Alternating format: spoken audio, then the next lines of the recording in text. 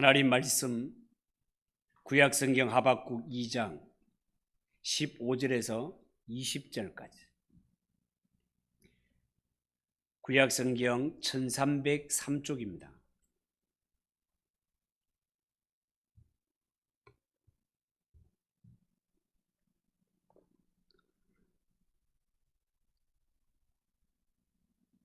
찾으셨으면 한 절씩 교독합니다. 15절입니다. 이웃에게 술을 마시게 하되 자기의 분노를 다하여 그에게 취하게 하고 그 하체를 드러내려 하는 자에게 화 있을진저.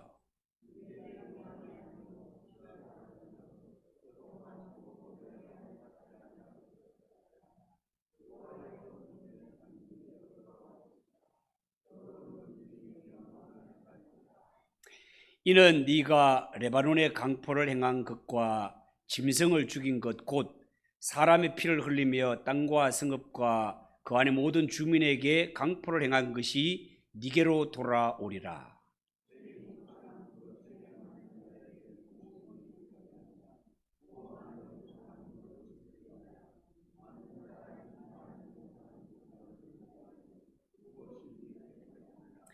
나무에게 깨라 하며 말하지 못하는 돌에게 일어나라 하는 자에게 화 있을진저. 그것이 교훈을 베풀겠느냐? 보라, 이는 금과 은으로 입힌 것인즉 그 속에는 생기가 도무지 없느니라.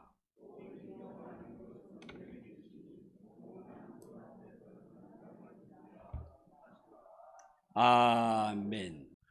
우리 인생이 살아가면서 염려, 걱정, 근심되는 일 많지만 우리는 하나님 아버지께 아뢰고 응답받을 수 있는 은혜를 주신 것 생각할 때 감사합니다. 살아가면서 어떤 일을 만나더라도 하나님 아버지께 맡기고 기도하는 우리가 되게 하시고 응답받아 기쁨이 충만한 성도들이 되게 하옵소서. 하나님의 말씀 앞에 제대 나아갑니다. 하나님, 이 말씀이 우리에게 양약이 되게 하시고 말씀을 통하여 하나님의 음성을 들으며 응답받는 복된 시간이 되게 하옵소서. 예수님의 이름으로 기도하옵나이다. 아멘.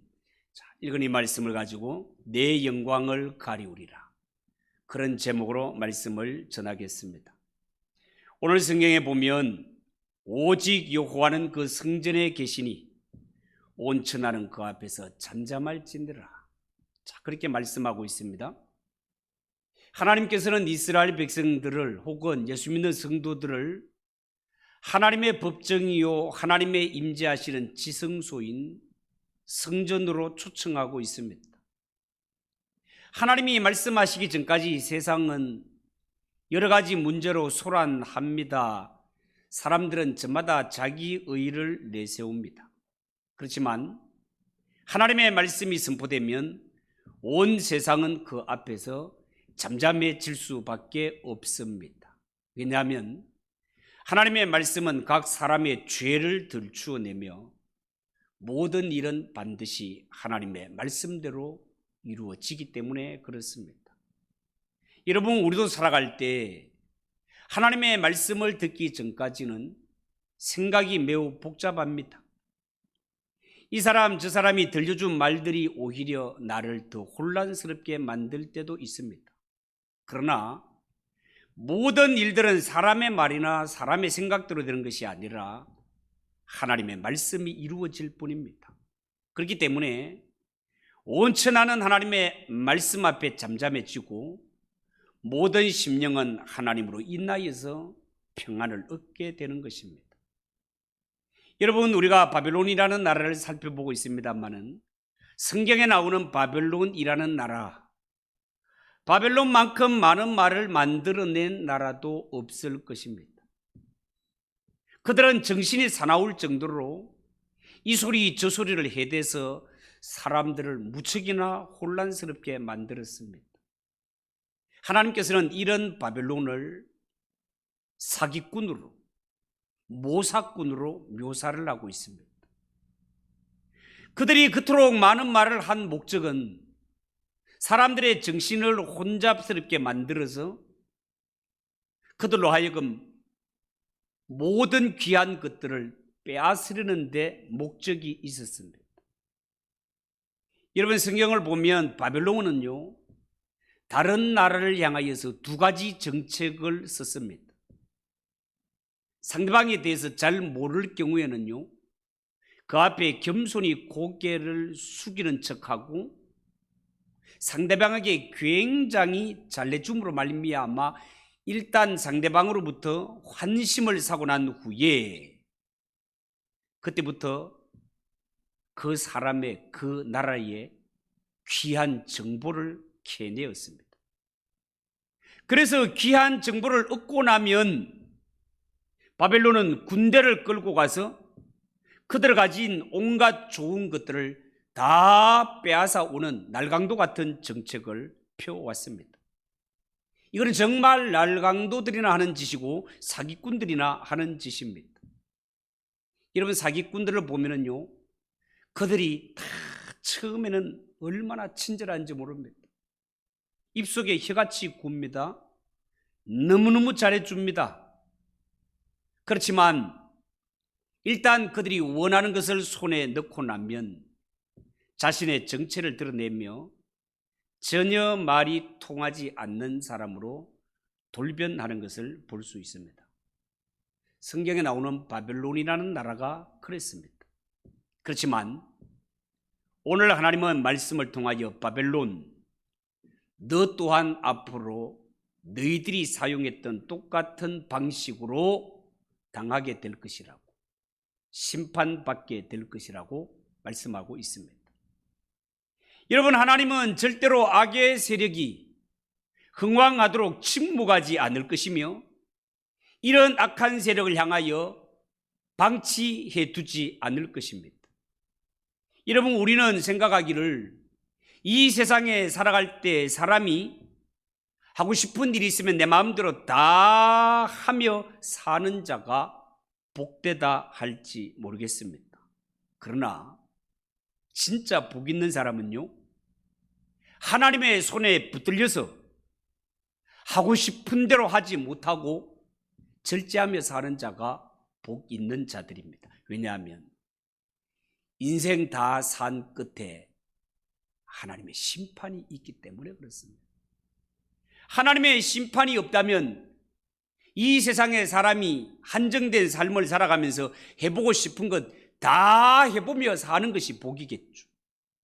그러나 하나님은 네가 이 세상을 어떻게 살든지 네 인생의 끝길에는 하나님의 무서운 심판이 있다는 것이 성경이기 때문에 마치 하나님이 없는 것처럼, 심판이 없는 것처럼 내 멋대로 살아가는 인생이 세상에서 볼 때는 좋은 것 같지만 정말로 하나님의 무서운 심판이 있다면 인간은 죄악을 본능적으로 좋아하게 되어 있습니다. 돈하고 건강만 있으면 죄 짓는 대로 달려가는 것이 사람의 본능입니다. 하나님의 심판이 있다면 이 본능대로 살지 아니하고 하나님의 강력한 손이 우리를 붙들어 주셔서 죄악으로 달려가는 길을 막아주시고 붙들어 주시는 것이 은혜요 하나님의 복이라는 사실을 믿으시기 바랍니다. 여러분, 옛날 사람들은요, 술을 마실 때 내기를 하는 경우가 많았던 것 같습니다. 이를테면 수수께끼를 내서 알아맞히면 상당한 선물을 주기도 하고, 문제를 맞추지 못할 경우에는 벌금을 내는 이런 식의 방식이 옛날부터 있어 왔던 것 같습니다. 오늘 15절에 보면 이런 말이 있습니다.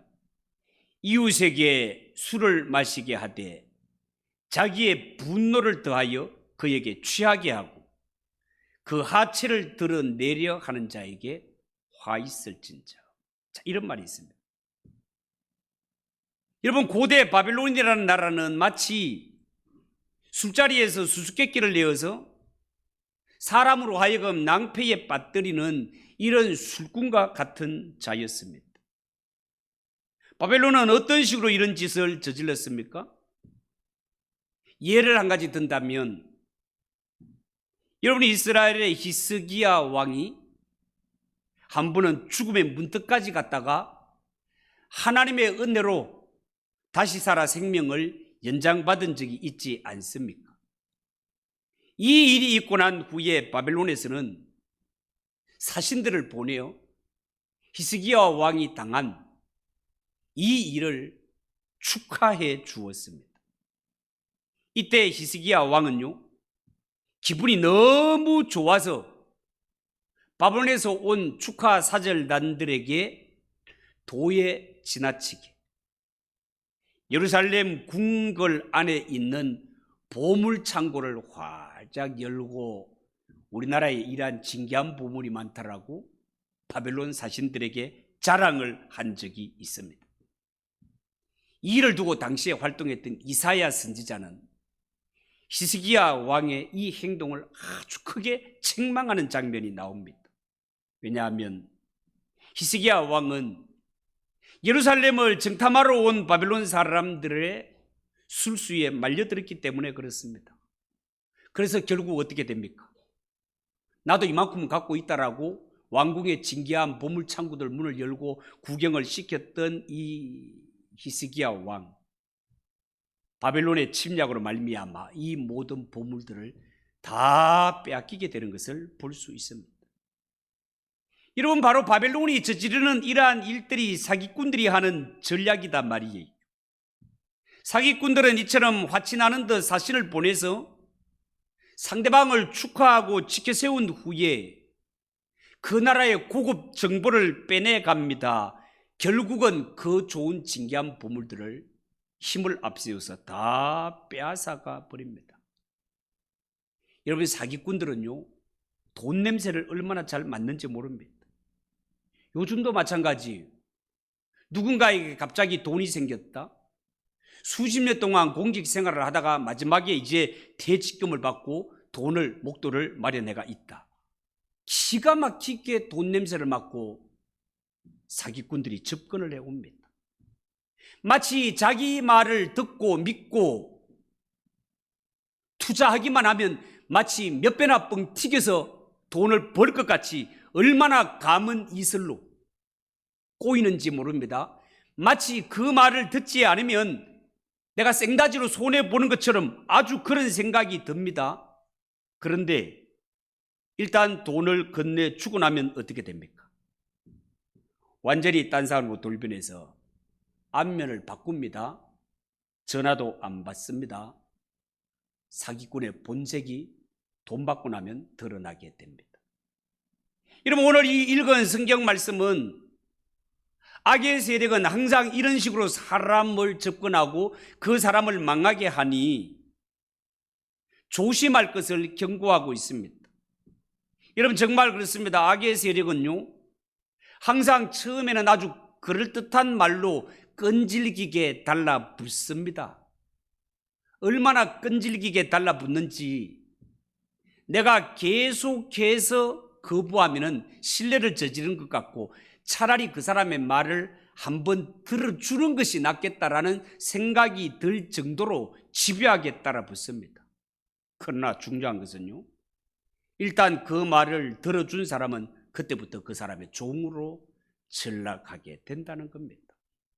그런데요, 하나님의 말씀은 이런 사기꾼의 전략을, 이런 마귀의 술책을 구별할 수 있는 능력을 우리에게 준다는 것입니다. 무엇이? 하나님의 말씀이.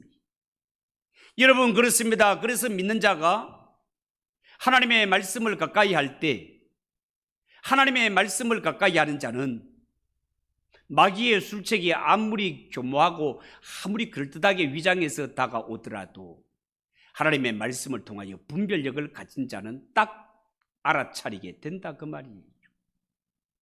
여러분, 사람이 살다가 보면 사기꾼에 의해서 속임수에 걸려드는 것은요, 사기꾼도 나쁘지만 사기를 당하는 사람도 따지고 보면 그 마음 속에 욕심이 있고 허황된 생각이 있기 때문에 걸려드는 것입니다. 요만큼 투자해갖고 이만큼 준다라고 할 때는 의심을 해봐야 되는 것입니다. 내 가만히 있는데 가만히 있는 사람이 여기 와가지고 네 잘되게 내가 도와줄게 라고 하는 사람이 있다면 10중 8구 의심부터 해봐야 된단 말이에요. 여러분, 히스기야 왕이 바벨론 사신들에게 보물을 다 보여준 것도 나도 국제 무대에서 인정받고 한번 유명해지고 싶은 욕심이 그 속에 있었기 때문에 이런 일이 발생한 일입니다. 여러분, 바벨론은 정직하지 못한 방법으로 세계를 정복했습니다. 바벨론이 아무리 정직하지 못한 방법으로 세계를 제패하고 이런 성공을 거두었다 하더라도 심판주 되시는 하나님은 과연 어떻게 판단하실까요? 바벨론이 대제국을 이루었다 하더라도 바벨론을 향한 하나님의 판단 16절입니다. 16절. 네게 영광이 아니요 수치가 가득한 즉 너도 마시고 너의 할례 받지 아니한 것을 드러내라. 여호와의 오른손에 잔이 네게로 돌아올 것이라. 더러운 욕이 네 영광을 가리리라. 그렇게 말했습니다. 바벨론이 이룬 업적 영광이 아니요 수치가 가득하다라고 했습니다. 장래의 바벨론이라는 나라는 영광이 돌아가기보다가 수치가 훨씬 더 크게 돌아갈 것이다. 하나님의 말씀입니다. 여러분, 지금까지 바벨론이 속임수를 통해서 힘을 통해서 다른 나라를 정복했지만 이제는 그들이 당할 차례가 오게 될 것입니다. 오늘 성경에 술잔이 네게로 돌아온다라는 말이 그 신호가 되겠습니다. 그동안 바벨론이 술잔을 내미는 나라는 모두가 침략을 당해 망하게 되었습니다.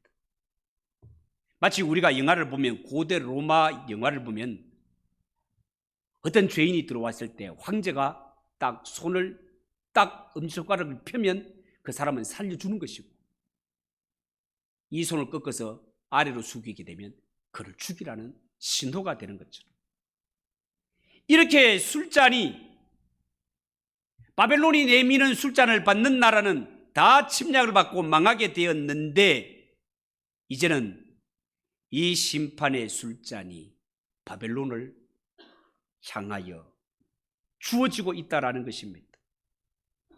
하나님이 이 바벨론을 심판하실 때는 그 모습이 어떻다고 했습니까? 하나님은 할례 아니한 것을 드러내겠다. 할례 아니한 것을 드러내겠다라고 말했습니다. 여러분, 여기에 할례를 하지 않았다라는 것은 남성의 성기를 나타내는 말입니다. 사람들은 평상시에 다 옷을 입고 살기 때문에 누가 할례를 행했는지 하지 않았는지 알 수가 없습니다. 그런데 대낮에 사람들이 다 보는 앞에서 그들의 옷을 벗겨 할례 받지 않은 것을 다 드러내겠다는 것입니다. 장래의 바벨론이 얼마나 수치스러운 일을 당하게 될 것인가를 보여주는 말씀이 되겠습니다. 그동안 바벨론이 저질렀던 악행, 모든 죄악들을 온 세상에 다 폭로하겠다는 것입니다. 그러면 바벨론은 자연적으로 망하게 되어 있습니다. 여러분, 어쩌면 오늘 이 말씀은 바벨론에게만 해당하는 말씀이 아니라 오늘날 예수 믿는 우리에게도 다 적용되는 말씀이라 하겠습니다. 여러분, 사람이 비밀하지만 비밀이라는 것이 없습니다. 언젠가는 다 드러나게 되고 들통나게 되어 있습니다. 하나님께서 캄캄한 밤중에 행한 것도 대낮에 행한 것처럼 다 드러나게 하시겠다고 말씀하셨기 때문에 그렇습니다. 우리가 살면서 죄악을 저질렀는데도 불구하고 아직 들키지 아니하고 폭로되지 않은 것이 있다면 다행이 아니라 하나님이 우리에게 회개하라고 주시는 기회로 보는 것이 옳습니다. 하나님이 기회를 주실 때 회개하면 하나님이 그 회개를 받으시고 넘어가 주십니다. 그러나 들키지 않고 드러나지 않았다고 해서 내가 완전 범죄를 저질렀다라고 착각에 빠져 있으면 어느 한순간에 그 죄악이 드러날 때가 오며 그때가 되면 지금까지 쌓은 명성이나 존경이 한 방에 날아가는 때가 온다는 것입니다. 여러분, 성경에 나오는 바벨론 사람들이 심어준 생각이 뭡니까? 바벨론 사람들은요, 옳고 그름보다가 힘이 중요하다는 것입니다. 어떤 방법으로든 사람은 성공만 하면 된다는 것입니다. 우리 속담에 끈 잡는 것이 매라는 이러한 말이 있는데요, 이런 생각에 빠져서 하나님의 사람으로 이것이 옳은 방법이냐 그런 방법이냐 이것이 아니라 이것이 세상적으로 통하는 방법이냐 아니냐를 따지고 저지를 때가 많다라는 것입니다. 그런 것은 바벨론식 방법이지 하나님이 기뻐하시는 방법이 아니요 심판받을 때가 있다는 것입니다. 여러분, 우리가 이 세상에 살아갈 때 하나님을 믿는다 하면서도 살아가는 방식이 바벨론 방식으로 살아갈 때, 세상적인 방식으로 살아갈 때 때로는 통할 것 같습니다.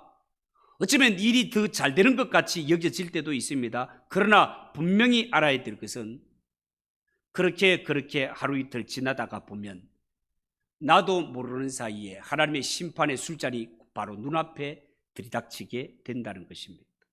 그렇게 되면 그 사람은 한순간에 망할 뿐만 아니라 그동안 얼마나 치사하게 살았는지, 얼마나 부끄럽게 살았는지 온천하에 공개되는 때가 온다라는 것입니다. 그러기 위해서 정말 우리 예수 믿는 성도들 이 땅에 살아갈 때 조금 전에도 말했지만 내 살고 싶은 대로 마음대로 하면서 사는 것이 아니라 하나님께서 장중에 붙들어 주셔서 가고 싶은 길을 가지 못하게 하시고 그 길을 막아 절제하는 것이 복이었던 것처럼 우리 예수 믿는 성도가 하나님 앞에 복이 있는 것은 우리가 죄악된 길을 가고 하나님이 기뻐하지 않는 길을 갈 때 하나님께서는 우리의 옆구리에 가시를 하나 깊이 박아 두어서 하나님이 원하지 않는, 기뻐하지 않는 길을 갈 때 이 가시가 우리를 쿡쿡 찔러서 하나님의 뜻을 생각하게 하고 자신을 돌아보아 이 길을 정말 가도 될 것인지를 돌아보게 한다는 사실입니다. 여러분, 우리가 때로는 살아갈 때 하나님이 우리의 옆구리에 두신 가시 가운데 이것이 하나의 학벌일 수도 있습니다. 학벌 문제가 우리를 찌르는 가시가 될 수도 있고 어떤 사람에게는 경제적인 문제가 옆구리에 찌르는 가시가 될 수 있습니다. 이것 때문에 정말 큰 소리 못 치고 늘 야구 죽어 사는 것 같이 느껴질 때도 있습니다. 그런데 그것이 하나님이 우리에게 두신 가시라면 성도가 이 약점이 우리에게 오히려 복이 되는 것이 성도는 이 약점을 통하여 하나님께 더 매달려 기도하게 되고 이 약점 때문에 자신을 돌아보게 되고 신앙에서 떠나지 않기 때문에 우리 예수 믿는 성도들은 하나님이 우리의 발걸음을 제어하여 자신을 살펴 하나님의 말씀 안에 거하게 하시는 이 가시가 오히려 우리에게는 훨씬 유익하다 그 말이에요. 여러분, 언젠가 말씀드렸잖아요. 사도 바울에게도 육체의 가시가 있었다. 이 육체의 가시를 뽑아달라고, 고쳐달라고 한 번, 두 번, 세 번 정도 기도한 것이 아니라 완전수에 얼마나 기도했는지 모르지만 하나님은 너의 약함이 오히려 너에게 강함이 된다라고. 이것으로 인하여 네가 하나님 앞에 더 엎드려 기도하게 되고 이것으로 인하여 네가 더욱더 겸손하게 된다라고 가르쳐 주었을 때 사도 바울은 나는 나의 약함을 자랑하리라고 그렇게 고백했던 것을 우리가 기억합니다. 이러한 찌르는 가시가 없이 내 앞에 막힘이 없이 내 마음대로 욕심대로 살고 싶은 대로 다 살다가는 자신도 모르는 어느 날 갑자기 하나님의 심판의 술잔이 코앞에 들이닥칠 때 그때는 하나님의 심판을 아무도 막아낼 수 없다 그 말이에요. 여러분, 오늘 17절에 보면 바벨론이 예루살렘을 멸망시키기 위해서 예비 연습으로 레바논에서 엄청난 악행을 감행했던 것 같습니다. 유다 백성들을 겁주기 위해서 그랬던 것 같습니다. 바벨론이 이 레바논에 어떻게 얼마나 잔인한 일을 행했는가 하면 레바논에 있는 좋은 숲을 불로 싹 태워버리고 그 안에 있던 사람들과 짐승들까지도 모조리 죽여버리는 이런 엄청난 악행을 저질렀습니다. 바벨론의 침략을 피해서 산으로 숲으로 도망친 사람들, 이 사람들을 일일이 추격해서 붙잡아내지를 아니하고 바벨론 사람들이 생각한 것이 뭡니까? 산을 통째로 에워싸고 불사질러 버림으로 그게 숨어있던 모든 사람과 짐승을 모조리 태워 죽이는, 이것이 바벨론이 저지른 악행이었습니다. 왜 당시에 이 바벨론은 이 엄청난 살육을 이스라엘 백성들이 아닌 레바논으로 택하였을까요? 하나님의 간섭 때문이었을 것이다라고 신학자들은 보고 있습니다. 이를테면 바벨론이 멸망의 대상을 선택하려고 그들은 우상을 섬기는 자들이니까 점을 쳤을 때 하나님은 비켜갈 수 있도록 역사하셨다는 겁니다. 이것이 하나님의 백성들에게는 다행한 일이 아닐 수 없습니다. 여러분, 하나님은 하나님의 백성들에게 세상적인 복을 다 주시지는 않습니다. 그렇지만 이런 무서운 위기가 닥쳤을 때 우리도 모르는 사이에 이런 위기가 비켜나갈 수 있도록 하나님이 우리에게 보호막을 쳐주시는 하나님이십니다. 바벨론을 향하여 이스라엘은 내 백성이니, 예수 믿는 성도는 내 백성이니, 그들이 범죄하였던 그릇된 길을 갔던 내가 알아서 할 일이지 너희들이 손댈 일이 아니라고 하나님께서 그 품으로 안아주시기 때문에 이런 재앙이 비켜가는 것입니다. 여러분, 바벨론이 이렇게 무식할 정도로 담대하게 만든 이유가 뭡니까? 그들이 섬기는 우상 때문이었습니다. 바벨론은 우상을 섬기기로 유명한 나라였습니다. 18절 19절. 새긴 우상은 그 새겨 만든 자에게 무엇이 유익하겠느냐? 부어 만든 우상은 거짓 스승이라 만든 자가 이 말하지 못하는 우상을 의지하니 무엇이 유익하겠느냐? 나무에게 깨라 하며 말하지 못하는 돌에게 일어나라 하는 자에게 화 있을진저 그것이 교훈을 베풀겠느냐? 보라, 이는 금과 은으로 입힌 것인즉 그 속에는 생기가 도무지 없느니라. 여러분, 바벨론 사람들은 우상 섬기기를 좋아했습니다. 우상을 통하여 점치기를 좋아했습니다. 오늘 본문은 그들이 그토록 좋아했던 우상이 인생에게 무슨 도움이 되겠느냐? 아무 도움이 안 된다는 것입니다. 그럼에도 불구하고 우상을 숭배하는 사람들의 특징이 뭡니까? 우상을 섬기는 사람들의 특징, 모든 책임을 우상에게 떠넘기는 것입니다. 내가 원해서 한 것이 아니라 우상이 시켜서 한 일이기 때문에 나에게는 책임이 없다라고 하는 것입니다. 그렇지 않습니다. 하나님께서는 우상만 싫어하는 것이 아니라 우상을 섬기는 자들을 싫어하십니다. 반드시 심판하십니다. 여러분, 오늘 이 성경을 통해서 하나님이 하박국 선지자와 오늘 이 말씀을 보는 모든 자들에게 전하고 싶은 메시지가 뭡니까? 하나님은 사람의 눈에 보이지 않지만 반드시 존재하시는 하나님이시고, 하나님이 침묵하신다고 해서 안 계시는 하나님이 아니시다, 그 말입니다. 사람들의 눈에 보이지 않을 뿐이지.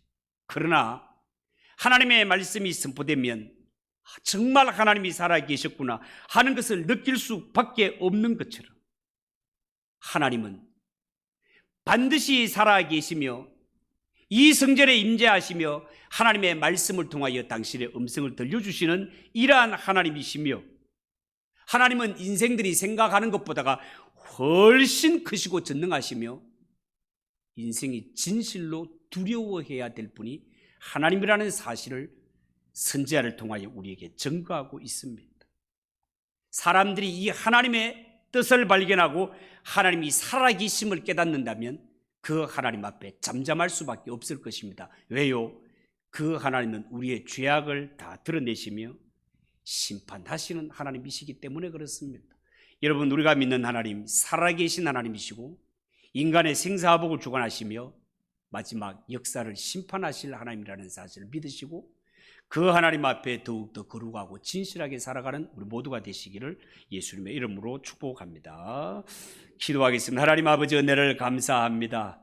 당시에 대제국이었던 바벨론, 하나님을 두려워하지 않고 이렇게 약소 국가들을 침략하고 진귀한 보물들 다 빼앗아 가기를 특기로 삼았던 제국이었지만, 그러나 하나님의 심판의 술잔이 그들의 코에 들이닥쳤고, 하나님의 심판이 들이닥쳤을 때는 대제국조차도 꼼짝없이 무너지게 되는 것을 말씀을 통해 깨닫습니다.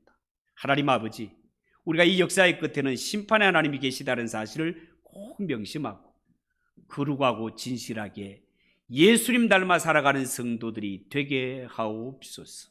예수님의 이름으로 기도하옵나이다. 아멘.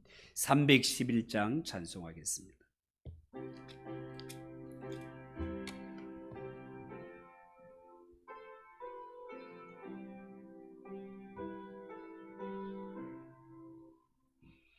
내 너를 위하여 몸버려 피 흘려 내 죄를 속하여 살 길을 주었다. 널 위해 몸을 죽은 마 너 무엇 주느냐. 널 위해 몸을 죽은 마 너 무엇 주느냐.